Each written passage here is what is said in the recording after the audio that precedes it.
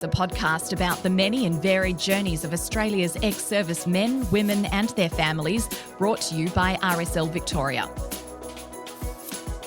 In each episode, we'll interview a guest, sometimes two, about their life in service and life after service, exploring the many highlights and challenges that they may have faced along the way. Beyond the Barracks is a podcast for veterans and their families to tell their stories. Sometimes we may discuss experiences and issues that some listeners may find distressing. Please check the show notes for support services. We acknowledge that this podcast is being recorded on the traditional lands of the Wurundjeri Woi-wurrung people of the Kulin Nation and pay our respects to elders past, present and emerging. RSL Victoria and the Beyond the Barracks team recognises the service of Aboriginal and Torres Strait Islander peoples, just as we recognise the service of all Australians.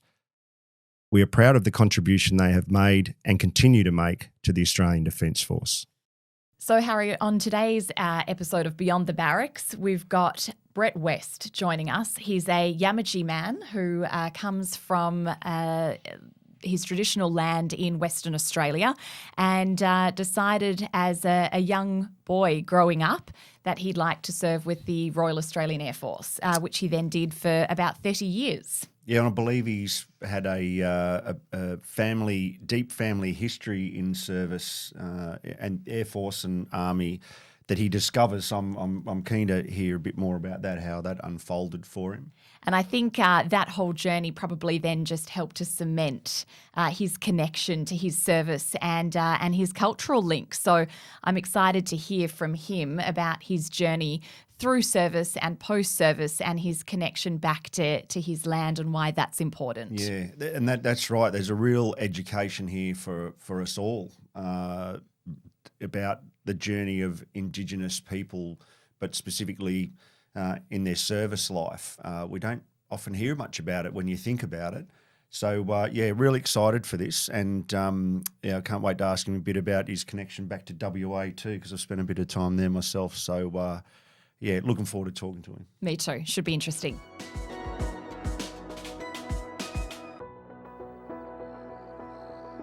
Brett, thank you very much for joining us today. We're really honoured to have you here as our guest. And what we'd like to start off, Harry and I would like to start off with an acknowledgement of country. So we'd like to acknowledge that this podcast is being recorded on the traditional lands of the Wurundjeri Woi-wurrung people of the Kulin Nation and pay our respect to elders past, present and emerging. And just for everybody out there, the RSL Victoria and we at Beyond the Barracks recognise the service of Aboriginal and Torres Strait Islander peoples, of all defence members and servicemen and women, and we're proud of the contribution that all members have made to the country and the ADF. Important to you as well, Brett, being an Indigenous man and served our country. Is there anything you'd like to say to start? Yeah, look, I'd especially myself as a Yamatji man, so my traditional lands and waters are about 4,000 k's west of here, and I definitely want to first acknowledge that lands have never been ceded, but the other thing also too is the Wurrung speaking people of the Wurundjeri Nation. I want to thank them actually for looking after this country that we're meeting on at the moment for tens of thousands of years. I actually live on their country and have for a while, so I want to pay my respects right through from their ancestors and their big shoulders to stand on, and especially for me, not just as an Aboriginal person, but as you said, an Aboriginal serviceman, now veteran. I want to definitely pay respects right back to the ancestors and to now the youngsters that are coming through, which will be our future leaders. Just before we kind of get into your veteran service, so Yamatji man. Yamatji, yep. Do you feel the distance, being here, you couldn't be further away in the country really from your native land, I suppose, if that's the right term, traditional land to use, to use the right term. Do you feel the distance? Is that something? When you say feel the distance, so what I need to do is reconnect with country. So I make sure that I go back. I used to try and do it every year. And then it was like, maybe I don't need it that often, every couple of years. The thing that I've found, and I guess especially with age, it has been that whole thing of it really comes down to when I need it. And when I say when I need it, it's not only for me, my family and my community. When it is right and it's appropriate, as I said, I'll make sure I go home. What we would love to understand more from you is your connection to your culture and how that has inspired and influenced your journey through your service and your tradition, your transition, your transition out, and that desire to want to give back into your communities. So maybe take us back, Brett, to when your service began. It was the late 80s. Or mid to late 80s, mid 80s, yeah. So joined in 87 actually. Well, so my records say 87. I tried to join I joined in 86, but so in those days, and it probably still is the case, when you when you enlist, any type of course you've got to do and what have you, there's a kind of suite of courses that goes in. You do the appropriate or requisite type paperwork. And then you stand there. It's a bit like catching a tram. You have to wait for the next one. Yeah, right. So it was, So late 86, I actually joined, but didn't get on a what we called rookie, so the recruit course, until 87. And why? Why did you decide to enlist? I mean, you grew up, I think, in quite a small country area of WA. Where did you get the idea to want to serve? You're right. So I was brought up in a small country town called Carnarvon. And as a kid, I remember, so one of the things, especially when my very early years, we pretty much lived in the bush. So it was, I was like a block. They called it the block, but it was like a kind of reserve for Aboriginal peoples. And so kind of wandering around there, one of the things that really kind of struck me was, so it was a small airport into Carnarvon. And there was little, what I term bug smashers. So these little kind of prop jobs. I couldn't even tell you what kind of aircraft they were, but that was the only thing that came in. But I was always fascinated, these things fly in and fly out. They were nothing like anything else around, the town. And I always kind of wondered, I think first and foremost, my wonder was, wow, that'd be pretty cool actually to, go up and get out of here. But the other thing also too is, and as I grew older, was that whole thing of, gee, I wonder what makes them tick. So I was probably lucky I had a bit of a kind of mechanical brain, or a want thereof. My later years, my parents took us, so I've got two brothers, took us down to Perth, where I did my later schooling. It's amazing how things don't come up and you don't discuss things or your father doesn't discuss things until all of a sudden, I think it's like they deem it the right time. So anyway, it was a matter of, finishing schooling. I still had this kind of bent of I still think aircraft are pretty cool. And Dad all of a sudden comes out with, I used to be in the Air Cadets. To which I went, that's interesting. Didn't see that coming. No, Yeah. I'm almost 16, 17 years of age and that's come out. But it was really cool actually, because we were able to talk and connect on that level. That said, I never had any issues with kind of connecting with my father. But the interesting thing was this was just another area to do that honestly I would never have kind of picked. Then all of a sudden, he was telling me about how good the Air Cadets was. He got his glider license. How he really wished he joined the Air Force, and I'm going, oh, okay. Yeah, so that's how it all kind of really came about. And then, it really was that whole thing of finished school. I did go to uni for a bit.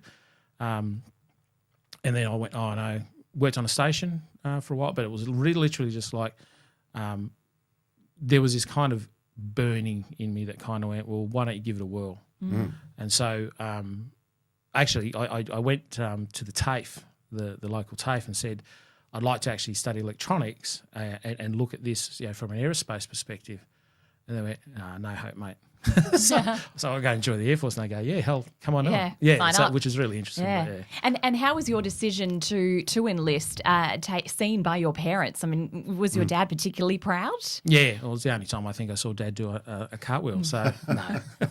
so he was super proud. Mum was super proud, and it was interesting, I think, because they were proud, but coming from two different reasons for being proud. As I said, Dad was uber proud because he'd had that kind of want, if you like, that to join the kind of Air Force. And that was the other thing too. It wasn't military; it was Air Force. That he really kind of was talking to. And then the other one, I think, Mum was like just super proud that her son, but her Aboriginal son, and throughout my schooling and stuff, wasn't exactly the easiest thing with the kind of racism within the schooling system or what have you. But going through that, and, I think she was pretty proud that there was another kind of Aboriginal person that was joining. The other thing I didn't mention actually is again, you don't discuss these things with your parents until such time that they believe they need to. But then I actually learnt of my uncle. So I had an uncle Andy, so Andrew Drummond, who actually served with 5 RAAF in Vietnam. Unfortunately, lost his life just before I was born. Oh. So I was born in June '69. He lost his life, unfortunately, over there in May '69. But then all of a sudden, all those stories came out. So it was almost a surreal time because it was not just that. Yeah, actually, I'll give this a whirl. But it was really this whole thing of all of these stories coming out from my parents that I had no idea about until such time that all of a sudden it was there. So, it was almost like this kind of perfect storm. Yeah. If all roads were kind of pointing you along, and then it's crystallised in this 6-month or 12-month period, whatever it was. This history that it kind of makes sense, but doesn't it? Your yearning, and you said you was kind of a desire and interest in aircraft. But making sense was, as I said, an interesting one because it was like almost walking down this road, and then all of a sudden all these roads kind of not only merged, but it made sense to merge. Yeah. So I was like, oh, okay. I'm curious, Brett, you touched on, that there were obviously some challenges, I think, in Carnarvon growing up with some racism at school, that sort of thing. What can I ask, if you'd like to share with us, what was that like then finishing school and deciding to join the Air Force? Were you welcomed? How did that feel back then? Was it? Did you move away from the race issue as such? It was actually really interesting because the racism, the race issue was there not only in the small country town that I grew up in, but even when I went to Perth. So when I joined, there wasn't this feeling of, okay, I'll put that behind me. It really was just that whole thing of this is the next step in life, and whatever that brings, which includes if unfortunately there's some race issues, some racism, discrimination. That what I've been dealing with this for like 17 years. I'll just deal with it again. So it wasn't first and foremost in my mind. One of the things though that in that first time that I was in, so you had rookies, as I said, that was recruit training, is what we used to call recruit training. Was that at Sale? Sorry to interrupt. No, that was at Adelaide. Adelaide. Edinburgh actually. Edinburgh. Yeah. So about 3 months there. Then we had what they call ITE, so the initial employment training, or IET, which for me was aircraft training. And actually there I specialised in weaponry.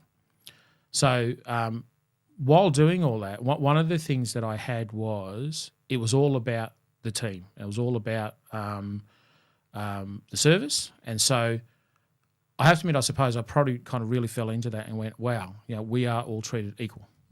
And it really was like, and I found that actually throughout my career. It was that whole thing of, didn't matter what kind of colour you were, creed, culture, that kind of thing, you're all treated equal. So initially, that was great. And we'll probably talk a bit later on about what that meant to me later on in life. But, at that time, and probably, as I said, especially 17, 18 years at school, or actually and in general society, having that discrimination, what have you, it felt like a pretty good fit. And so was service, everything that you'd sort of in your mind as a young boy, fascination with planes and travelling and all that sort of stuff, did that come to fruition? You went on a few deployments. Did it match up to everything that you had created it to be?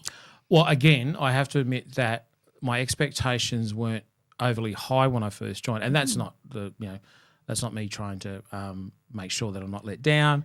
It's got nothing to do with it's got everything to do with the fact that even though I was pretty keen on travel, I was pretty keen on aircraft, I still didn't have any kind of real inkling about what this meant. So as I was going through though, and there was this kind of thing that, so I was in Wagga doing my initial employment training.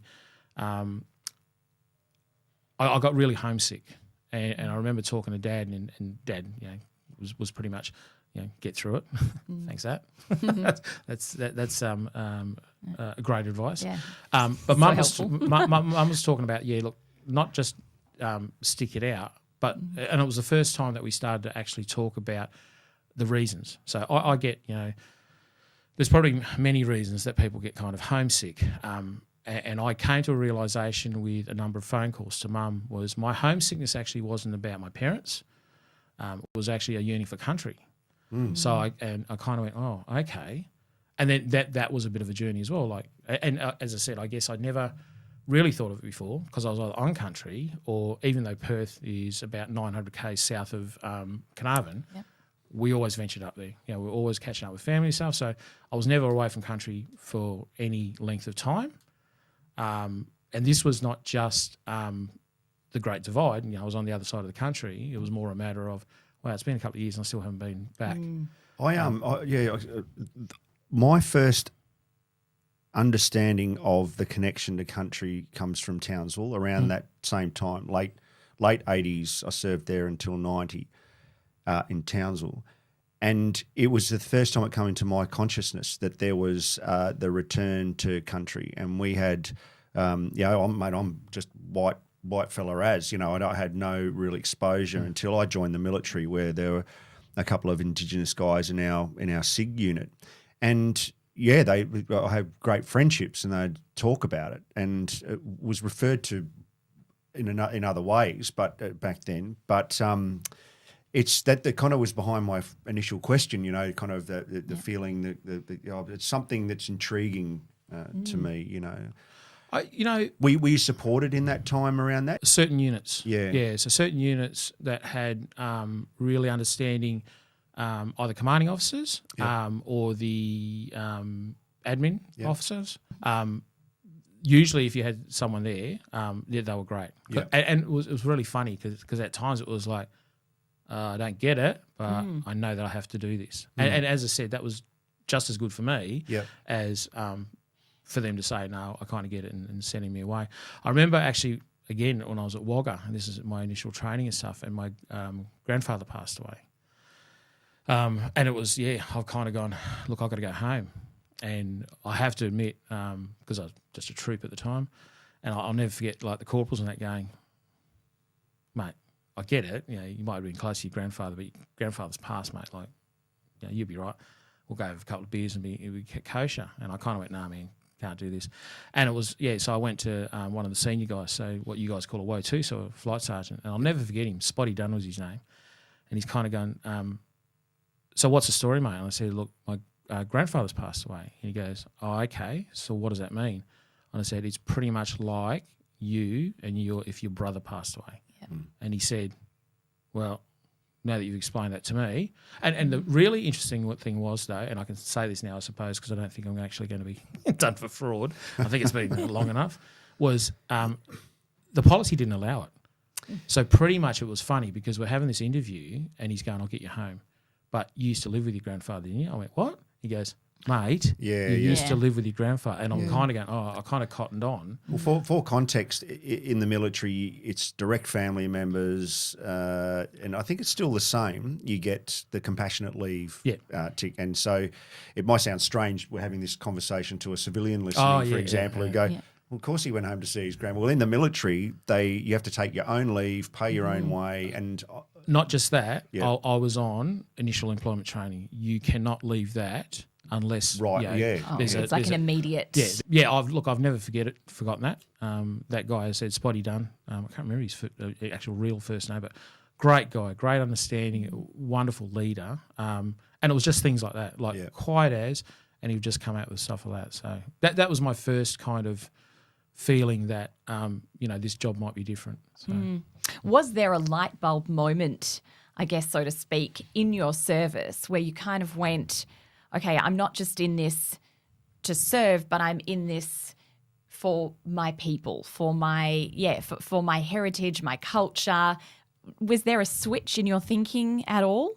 So I'd done probably 10 odd years, so probably 10 to 12 years. And one of the things that I'm a pretty slow learner, so it takes a while for the penny to drop. But I'll never forget one of the things, and I'm just trying to remember the actual impetus. But the long and short of it was, I had this, as you say, this kind of epiphany moment. But the first epiphany moment I had was this whole thing of, that's right, no, I was talking to some cousins and that, and we were talking about, country, but we were also talking about the men and the way that we were the warriors and we need to look after our people and stuff. And it really kind of came to me, and I was discussing this a couple of other Aboriginal servicemen as well, that all of a sudden it was that whole thing of, yes, okay, so we've got this kind of warrior culture, and this is actually where it fits. And it wasn't right up until, but it was, so it would have been probably around the mid to late 90s, because you remember this, we were kind of a peacekeeping force, right? And so all of a sudden it was, I was having these kind of moments of, okay, what does this mean? And then Timor flew up, and all of a sudden we're like, oh, hang on, that's right, that's what we do. Yeah. So, sorry. No, it's true. That's exactly what it was like in the 90s. No, it was. Yeah. And so for me, that first epiphany moment was, wow, I'm actually here to defend country. Yeah. And that was a real one. There was a bunch of us that actually really kind of went, almost, if you like, back to our roots in our minds with regards to that kind of not only warrior instinct, but also that thing of we're here to protect and defend country. It kind of makes it tangible, makes it real, brings it in, makes it concrete, does it? It does. Honestly, it was more for me. It was actually the first kind of merging, if you like, of my Aboriginal culture that I could actually see. Yeah, that's interesting. That I could actually see. Hang on, this is not something that and. These things are not mutually exclusive. So excuse my French, but it's not what you Wadjulas. So Wadjulas is white fellas in my language, in my Yamatji language. Great, I love it. Say that again. Yamatji. No, sorry, Wadjula. Wadjula. Okay. So all of a sudden it was that whole thing of I'm not, as you said, it's not mutually exclusive. I'm not in this kind of Wadjula construct doing stuff for them. It's actually no. This has got to do with my mob. Our people to actually think. So that was my first kind of, if you like, epiphany moment. The second epiphany moment was probably, so I was posted back to Perth. That was interesting. And I was a senior, so I was a flight sergeant, so what you guys would call a WO too. So fairly senior, had my own kind of unit and what have you. And then I had a cousin pass away. And we were super close. And when I say super close, it was a matter of not only, obviously, we get on really well and what have you, but it was that kind of lineage and where we sat in the family. We were virtually kind of soulmates. So there's a few kind of cousins that I have that are exactly like that. And anyway, so she passed, and we were actually due to go on an exercise. And I said, mate, I can't do this. There was a change of CO at the time, actually. I won't mention his name. Won't mention what I think of him as well. But it was this kind of whole thing. And it really upset me to the point that I couldn't concentrate on work and stuff. And it was, like I said, I need to get back because the funeral, this was an interesting, because the funeral was actually traditional. So we had a Murrabin man, so what in my language, so that's like I hate to use the word, but witch doctor, so a lawman. Sorry. Right, yeah. So a lawman that was performing the ceremony. The burial itself was on country, right, on traditional land, so not in a cemetery like. So, for me it was like, wow, this is something you can't miss. And I was copping heat for it, and I just went, are you kidding me? So the big thing for me in that time of my life, which would have been around the 20-year mark or whatever, that was when I kind of went, wow, hang on, there is something here that equality isn't exactly, the kind of utopia. And that was when, what wasn't just, what I was feeling and what I was doing, discussions with other, especially other Aboriginal kind of colleagues and stuff, but more a matter of, I have to admit, I did a bit of kind of study in that. It was that whole thing of, no, what we need is equity, not equality. Everyone's not the same, and we can't treat everyone the same, but we need to treat everyone fairly, but come at things to them at the point that they are. So I like the way you brought together, used the Timor experience to kind of bring both purposes together, if you will. I mean, to play to your Indigenous purpose and also service to the country. Yeah. I suppose service to country in both ways, but I'm sure it wasn't like that all the time, Brett. That there was reminders inside defence. I know from that time and experience, and I'm only discharged a few years ago. It must be a very challenging environment at times for you along your journey in service, being an Indigenous man and being in the, as you say, the Wadjala construct. So probably from those, as I said, those epiphany moments, especially the later one, it really got me thinking. And first and foremost, it was especially going. So the difference between when I talk about on exercise and on deployment, I'm not sure if Army use the same terminology. I know the Navy don't. They deploy everywhere apparently. Who knows what the Navy do? I know. Mate, right? And I say take all our money. That's exactly. For sure. And I say that because my son's actually serving at the moment in the Navy, but they're a different breed. They are my man's Navy, but yeah. But that's not to say they're not the different breed. No, that's right. Yeah. So exercise was non-warlike. You'd go and do. You operate how you would in a war, but it's not in a warlike situation, whereas deployments are part of like a warlike situation. So when the deployments, especially after Timor and stuff, started to get more serious, and then also too when we were deploying, so from virtually straight after Timor, 2003, That's all right. of a sudden the Middle East kind of springs up. Honestly, the thing for me is going into these areas, and again even on exercise overseas. I had this kind of real, it was almost like out-of-body experience where I was literally going, but what about the people here? They are of this land. I really want to know about them. And so every now and again, people get annoyed, especially because I was like a senior. It's like Warren officer. They go, he's disappeared again, man. Like, where is he? And I'd go into, whether it be villages or stuff like that, whatever, just to talk to the locals. And even if, as I said, they didn't speak English, it really was just a matter to of get a sense of who they are, the culture. It'd be amazing when you just sit there and a few kind of little hand signals and stuff that you can communicate. And then there's always that beauty of food. So you sit down and have eat something or whatever, and it was great. So I was doing this thing of I want to actually feel this country, and the other way that changed was doing that was this whole thing of then. And I suppose I can say this, I'm not serving anymore. Should we really be here? Like, are we actually doing the right thing? So I think that's, with serving or not, I don't think that's a wrong question to ask. Every serviceman and woman should be asking the same question. And ultimately, I hope, for me, it was more about, I'm happy to go anywhere in the world and protect vulnerable people against arseholes. That's kind of how I just summarised it up in mind, whether that's kind of, retrospectively. But I think we should always be asking, because war's not the solution. It's not the hammer for every nail. And, for Iraq, for example, I didn't agree with that. But I agreed that, all right, well, if we're going in, this is my duty, my calling, my mates are going, and there's vulnerable people there.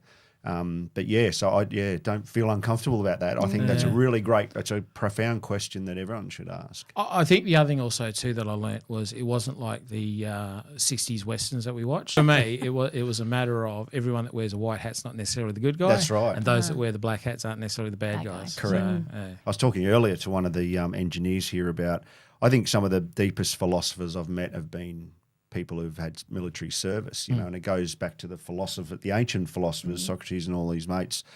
They all had service as was compelled to do that in their lifetime. And I think when you have seen what the fringes of warfare and then everything that goes to its very core, it's hard not to have a philosophical position on life. The other kind of component to that I think really bears out, as you said, the philosopher in those that serve, is one of the things I loved was the diversity of the people that you serve with. Because literally it was, especially like when you first joined, I remember rookies and like we were flown in or driven in or what have you from all around the country, right? Thrown in, as you say, shaved bald. Yeah, that's right. And all gone, right, you're all going to get on. And we all looked at each other going, you had to. So sorry, mate, who are you again? And where are you from? Yeah. But the other thing with that I found, especially as you go on, and especially with the kind of cohort, and I talk about cohort because of those that have served for that period of time. So it's not necessarily age, because you join up. I was a fresh-faced 17-year-old, and I was joining up with guys that were like 30 odd. But it's more a matter of you've done X amount of years, and I think that also too is not just a matter of wow, we've chewed the same dirt, but I've done it in a different way, and it's like, wow, okay, that's interesting. I wouldn't have looked at it that way. So, Brett, what kept it fresh and exciting for you? Was there a diverse range of roles that you did in that time, or why did you keep going back for more year after year? Well, it was really interesting. Initially, it was just the excitement. We used to travel all the time. Like as I said, we were a peacetime contingent, and I say that with not only with no malice, but I definitely don't say that to say that it was a bad time. But we travelled quite a bit, and so as a young guy, and especially going through the ranks, and I was an NCO, but at the same time you could still kind of play it with the boys. So it was really that whole thing of really happy with the kind of slate that I had in life, and it worked out well with a great bunch of people. And so at the time I was serving on fighter aircraft, and so so it was a matter of getting around with that. That's what kept me happy. Then it was that whole thing of there might be more, and I was really lucky. Like you'd understand this. Like the military is actually like a microcosm of society. So literally, as I said, it was like so the first one after working on aircraft, and especially the weaponry on aircraft and the systems to do that. My first kind of semi-sojourn out of that was what we're talking about, EOD. So firstly demolitions, but then wearing a bomb suit and all that kind of stuff. So it wasn't that much of a difference. When I say not much of a difference, the engineering aspect of it is still fairly the same. So from a electronics perspective, from a chemical perspective, so that was all still fairly similar. But then it was a matter of, and to this day, I still couldn't tell you why. I've actually kind of laboured at this, especially when you guys were so nice and invited me to talk this. I have to admit, I have been thinking a bit about it. Good. But I have to admit that, so I went, wow, okay, so I've done all this. So they used to have these things called field training flights. Well, virtually like little TAFEs on each of the bases. And I went, I want to teach. And so that's where I went. So I was a trainer there, also a courseware developer. And that kind of change was great. And since then, or the latter years, I was in logistics. I was in so with my kind of EOD background, what have you, was explosive inspection. So there was all these range. Oh, and HR was probably when I was getting out was my last one.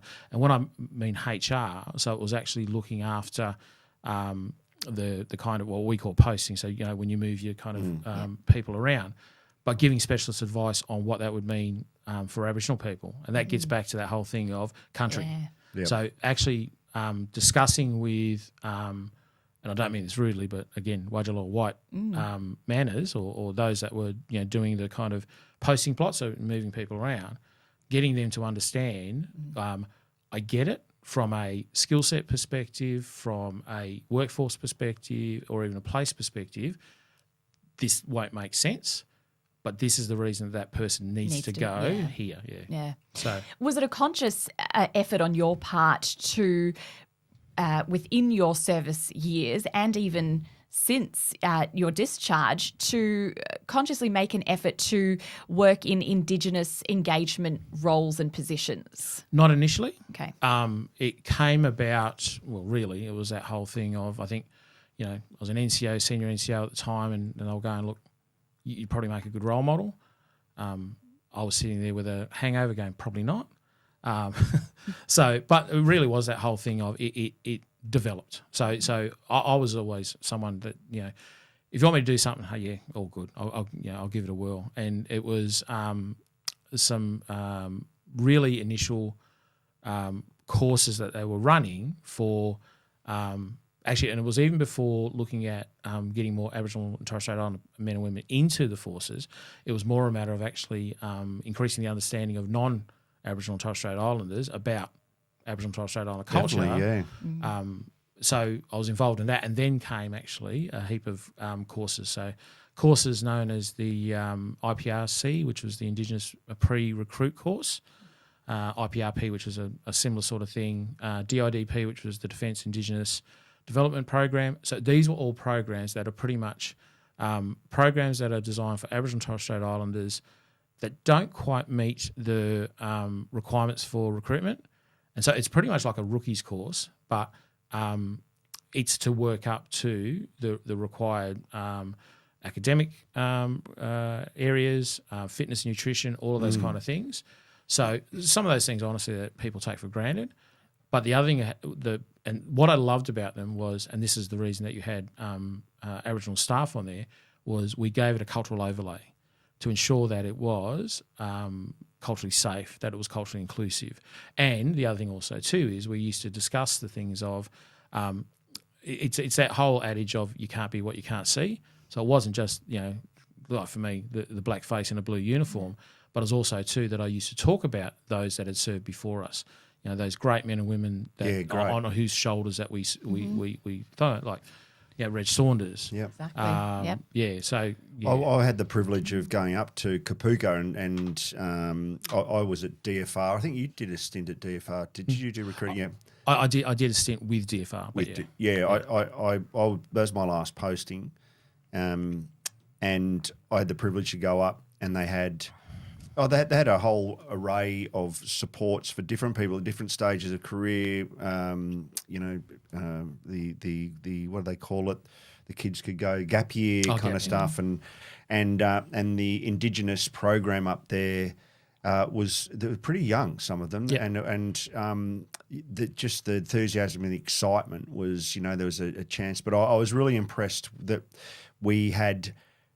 Oh, no, the military's funny. It's frustrating and impress you and frustrate you at the same time. It's the part of me where I go, and I can only imagine, part of me going, really, why aren't we accelerating this? There's just so much more we could be doing.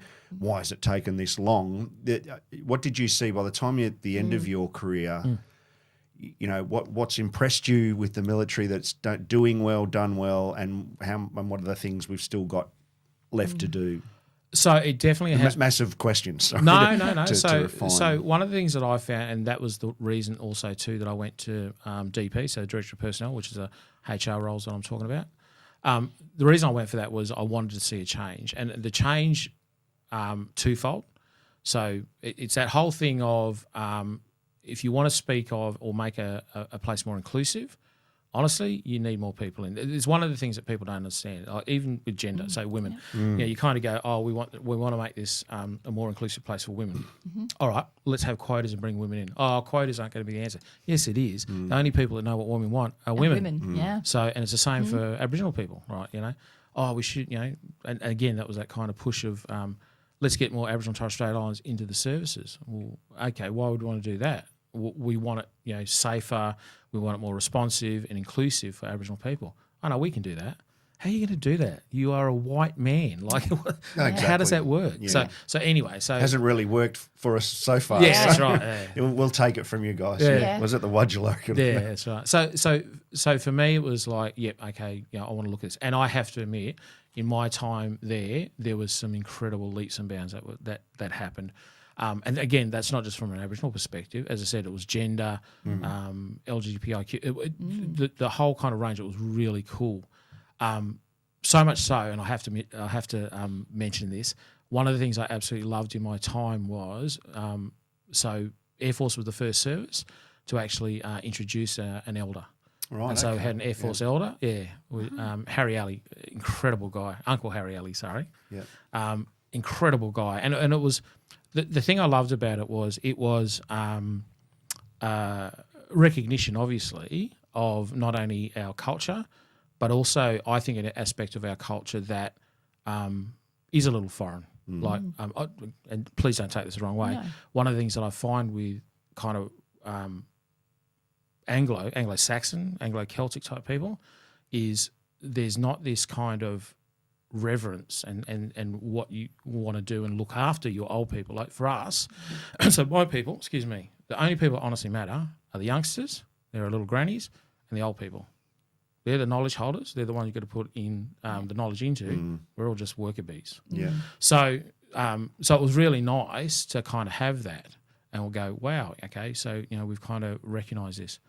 I agree with you. The way we treat in the anglicised world our old people. I mean, it's my mum worked in old people's homes, and it makes me shudder. Yeah. And I think we have to a degree. Yeah. Sorry, continue. Yeah. So and as I say, so that was probably the one thing. The thing I will say though is that it's come to a point, when I was still serving, it gets to a point where, so to give you an example, probably the stuff that I still don't see, and as I said, I have a little bit of a hand in it. I've still got a number of friends that serve, and my son serves. So there's some great philosophical debates that we have, thanks to Carlton United Breweries. But it gets to a point where all of a sudden it's like, well, no, hang on. And the example I'll give is that whole thing of having Aboriginal perspectives and Aboriginal ideas first and foremost. So, they're still not there. One of the things I will say though, and maybe this is what we're getting to shortly, is that defence is still so far ahead of the ESO or the transitions piece. Like literally, I have to admit, for me, that was one of the things that, I suppose the correct word is surprised me. No, actually, it disappointed me was when you step out of that. I have no qualms with general society, right? Isn't, a utopia. Get that. All good, especially if you're different. Like, as I said, if you're female, if you're Aboriginal, I had no kind of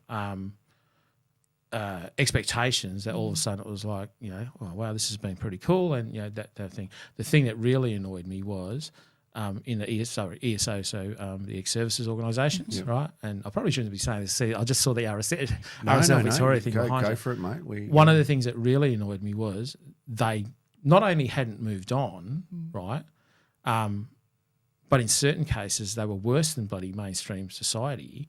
But the other thing also too for me is like, I go, hang on, so you virtually your clientele are coming from an area that is so much more inclusive. Like, so I'm sitting there going, how does that work? So the ESOs can, for those listening, there's room for them to improve and provide better support to Indigenous people transitioning from service. I'll give you an example. So I was asked to deliver a speech about my service, but I also wanted to discuss it from being an Indigenous serviceman, but then going into veteran status. And so I speak of these kind of three worlds, which I will discuss in a minute. But one of the ESOs, a major ESO, came up to me and said, "Look, I think we're doing all right." And I kind of, I'll wear that. I go, "Yeah, cool, too easy." but they said, but you reckon, we're probably not. And I went, well, I haven't done any great studies on your particular organisation, but if I was going to lay money, I know where I'd put it. Anyway, she goes, oh, no. What is it that you can do to prove to me that we're either doing a good job or not doing a good job? And I said, all right, so how many Aboriginal veterans do you have or have you had in your service?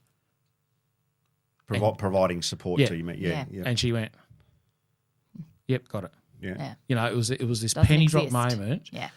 that I kind of went, if and it's not just Aboriginal, but if any cohort is not accessing your services and you are a major ESO that provides services far and wide, you've got to look at yourself. I think it's a great call, and I've actually heard in some quarters that the same for women. Yep. But although that's I think probably a better outcome, and also it's only been recently, really, in a lot of cases where we've had other people other nationalities or people from other backgrounds.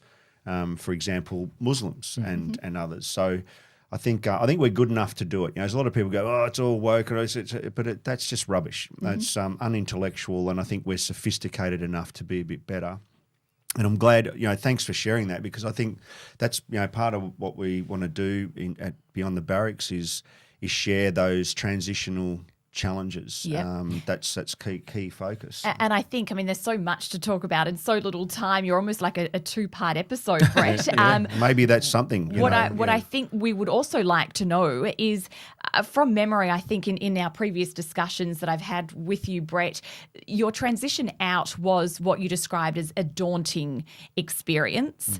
What made that difficult for you? Was it the lack of preparedness to transition out, or did it come as a shock to the system? You'd expected to serve much longer than you did. What were those challenges for you? No, look, for me, even though I wouldn't say that, I went, oh, right, that's it, I'm out. It wasn't like, oh, my God, I can't get out and what have you. So for me, and I think I have talked to you about this before, it's like falling off a cliff. It literally is, I'm serving, I have no idea where I'm at. And, and I've had this debate with some ESOs or those that are very passionate about the ESO area, saying, well, you've got to do the righty, and, if you're not involved in, transition seminars, which are the seminars that they have for those that are getting out, and that's another thing they say, you need to do it 5 years before you get out. And I'll go, who in God's name is planning something that major and going, 5 years out, this is what I'll be doing.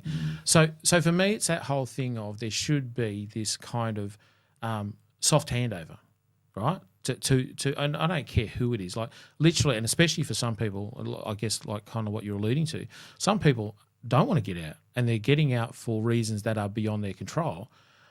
But for me, that and the person that goes, I've had enough and want to get out, they should be provided the service and the transition to where they need to be, regardless.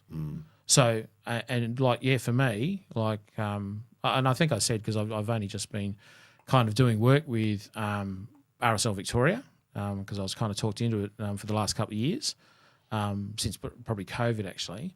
I didn't touch an ESO.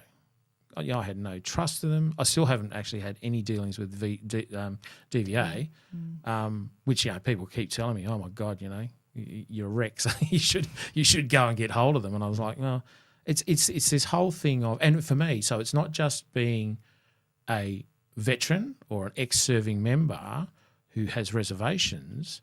I have reservations because they're not safe environments.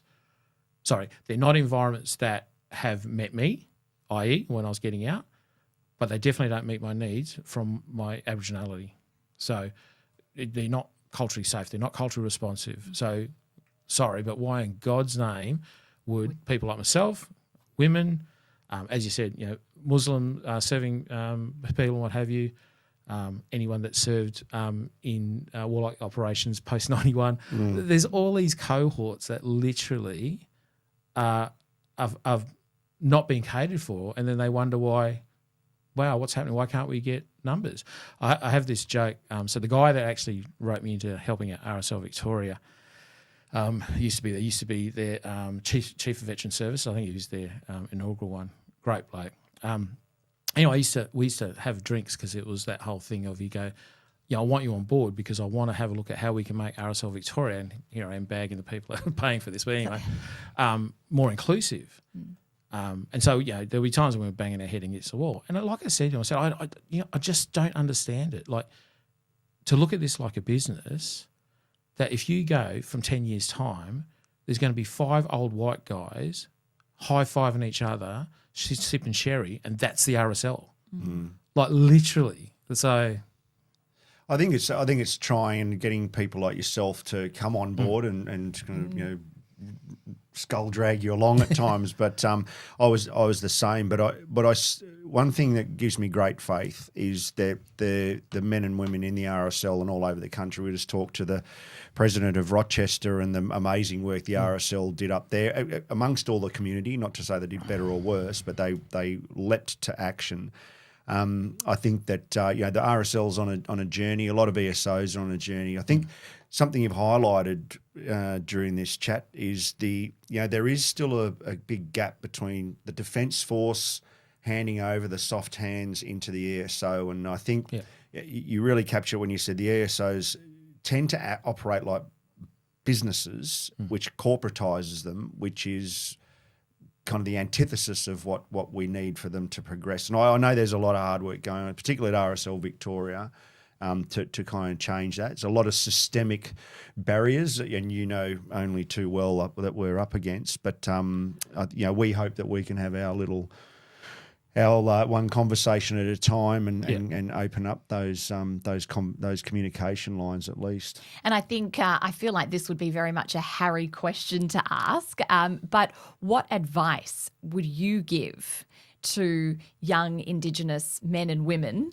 who are serving, transitioning out, something that perhaps you wish you knew or were advised in hindsight? What would you pass on? Because I think this is as much about educating people as it is about getting your story out.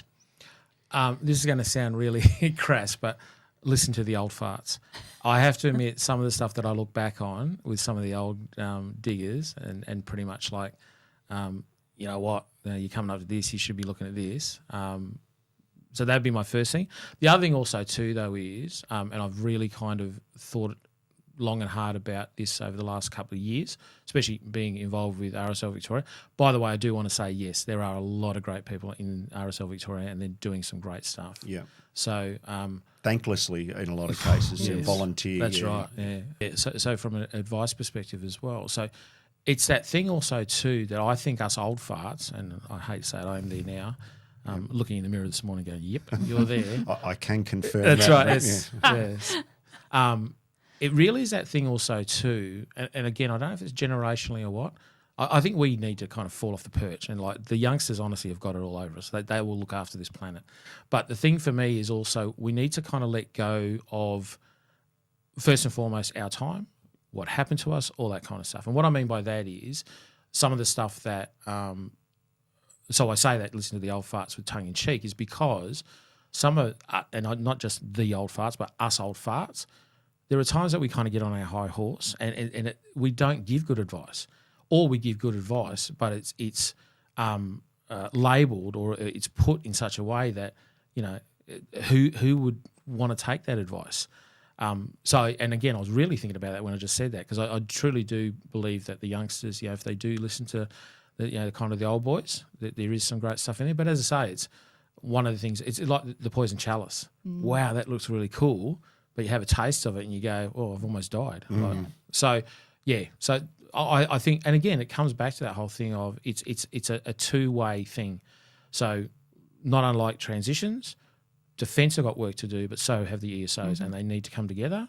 It's the same actually with us individually looking after the youngsters. Yes, I think the youngsters could be a little more proactive, seeking info, but also too the way that we deliver it needs to actually be better delivered to ensure that it can be received without, as I said, trying to kind of bash it down their throats, sort of thing. Too true. Nicely said. Thank you very, very much, Brett. I think that is it from us, unless there's anything else Harry would like to add, or yourself, Brett. No, mate. Thanks for coming in. Really appreciate it. And there's a second part in this, I think, because there is a bit to unpack more in terms of the barriers that Indigenous men and women face, and in defence. But we won't let you go without signing our board for this time round. Oh, okay. So right. We'll get you to do that. But thanks so much for coming in, mate. I really appreciate it. Thank you. I just want to say thank you for the opportunity. It actually, No worries. I have to admit, I spent a number of years when I first got out and didn't want to discuss my service or anything like that, what have you. So I've come on a bit of a journey with that. But I have to say that you both have made me feel really kind of comfortable and stuff. Oh, and, thank you. And it has been a really nice chat. Good on you, mate. No, Thank appreciate you. it. Appreciate that, Thank Brett. you. Thank you very, very much. I'm Thank going to you. shake on that one. Thank you so much. Well, Harry, wasn't that a fascinating conversation? I think there was so much there that we had to sort of cram in. I think we just wanted to keep unpacking so many elements of Brett's story. I think my real takeaway from that is just the real importance that we need to consider in cultural sensitivities and understandings, and how that really plays into one's day-to-day health and well-being in a workplace, in every setting, all the time. Yeah, it highlighted to me, firstly, how old I am, but reflecting back into the 80s and 90s, it reminded me of how poor we were at understanding and being able to facilitate Indigenous servicemen and servicewomen. And so it was a real, quite a serious edge to this one. And I enjoyed that. And I was also educated. I must say, I feel better and know more now after that discussion with Brett. A real trailblazer, inspired by his father and his heritage, served for nearly 30 years in the Defence Force, and that's no mean feat, and talks and reflects kindly on it.